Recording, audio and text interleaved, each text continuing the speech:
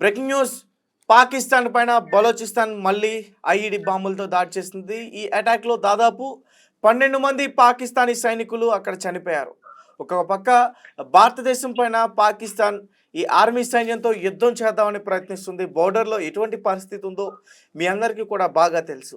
కానీ బలోచిస్తాన్ మాత్రం పాకిస్తాన్ సైనికుల్ని ఈ సైలెంట్ వార్లో చాలా హతమార్చి కిరాతకంగా చంపేస్తుంది. రీసెంట్గా పాకిస్తాన్కి సంబంధించిన హై కమాండర్ కూడా ఇందులో చనిపోయారు.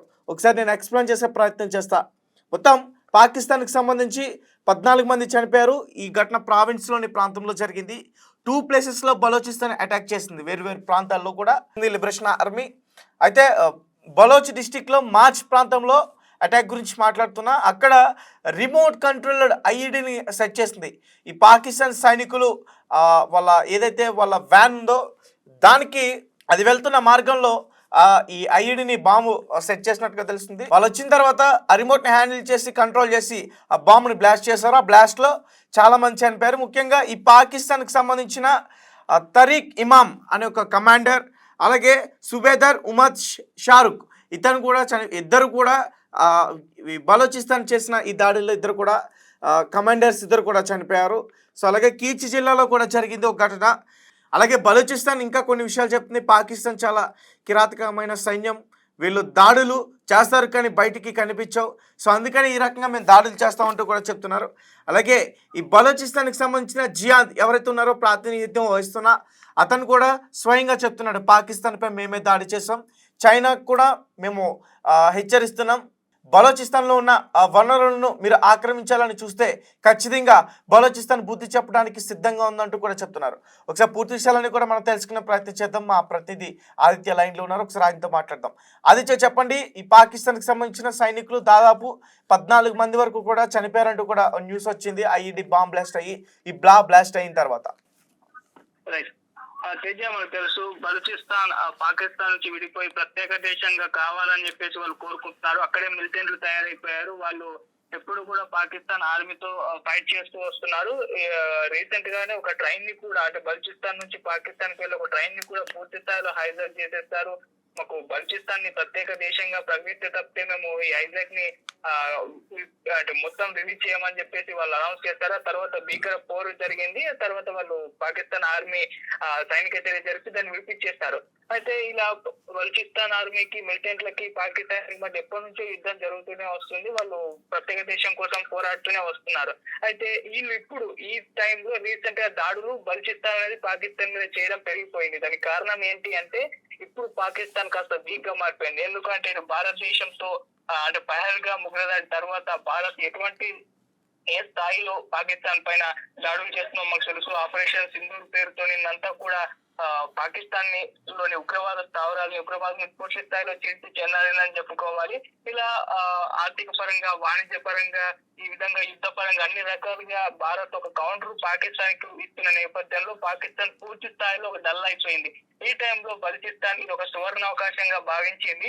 మనం కూడా ఇటువైపు నుంచి ప్రెషర్ చేస్తే, మనం కూడా ఇటువైపు ఒక యుద్ధం చేస్తే బలూచిస్తాన్ ఈ టైంలో అన్న ప్రత్యేక దేశంగా విడిపోతుందేమో అన్న వాళ్ళ ఆశ కలిగింది. సో ఆ రకంగానే వాళ్ళు కంప్లీట్ గా దాడులు చేస్తున్నారు. అలాగే ఇప్పుడు కూడా బలూచిస్తాన్ లోని బిఎల్ఏ ఒక దాడి చేసింది. 14 మంది పాక్ సైనికులు అయితే మృతి చెందారు. పాకిస్తాన్ లోని బలూచిస్తాన్ ప్రావిన్స్ లో మరోసారి మొత్తం కూడా నెత్తరైతే పారింది. ఈ వేర్పాటువాద సంస్థ బలోచ్ లిబరేషన్ ఆర్మీ జరిగిన 2 వేర్వేరు దాడుల్లో కూడా మొత్తం 14 మంది పాకిస్తాన్ సైనిక సిబ్బంది అయితే ప్రాణాలు కోల్పోయారు.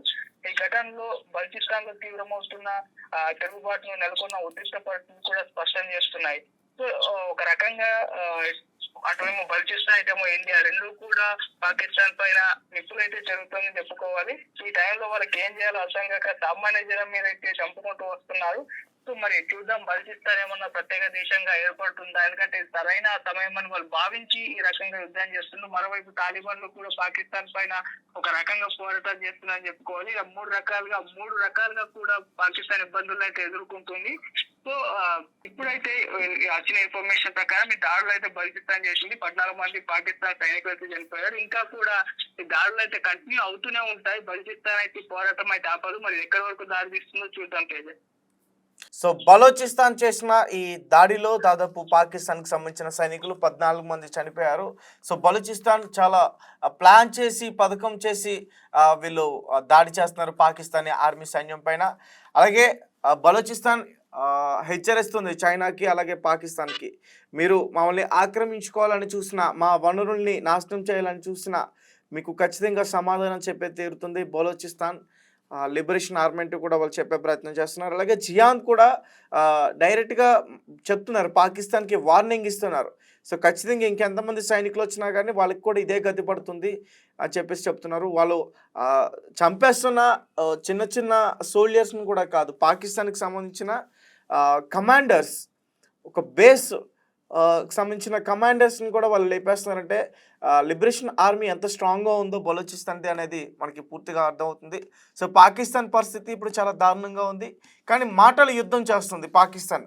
ఇప్పటికైనా సరే తన తోక ముడుచుకోకుండా మాటలు యుద్ధం చేసి భారత్ పైన మేము కక్ష తీర్చుకుంటామంటూ కూడా చెప్తున్నాం. మరి ఇలాంటి సిచ్యువేషన్లో కూడా అలా మాట్లాడుతుంటే నాకు నవ్వు వస్తుంది నిజంగా. ఎందుకంటే ఒక పక్క భారత్ బోర్డర్ దాటి మరీ వెళ్ళి ఆ ఉగ్రవాద సంస్థల్ని హతమార్చింది. మరి ఇలాంటి సిచ్యువేషన్స్లో కూడా పాకిస్తాన్ తను మాట్లాడుతుందంటే నిజానికి మరి ఇది నవ్వడం కాక మరి ఇంకేం చేయాలి. సో ఖచ్చితంగా పాకిస్తాన్ మరికొన్ని రోజుల్లో ఇంకా తీవ్ర నష్టం అయితే చూస్తుంది. ఒక పక్క బలూచిస్తాన్ ఆర్మీ, మరొక పక్క భారత్ ఆర్మీ. ఎందుకంటే భారత్ ఆర్మీ జస్ట్ ట్రైలర్ మాత్రమే, టేజర్ మాత్రమే అంటూ కూడా చెప్తున్నారు. ముందుంది ముసలి పండగ, అంటే పెద్ద సినిమా చూపిస్తారు ఖచ్చితంగా వాళ్ళకి.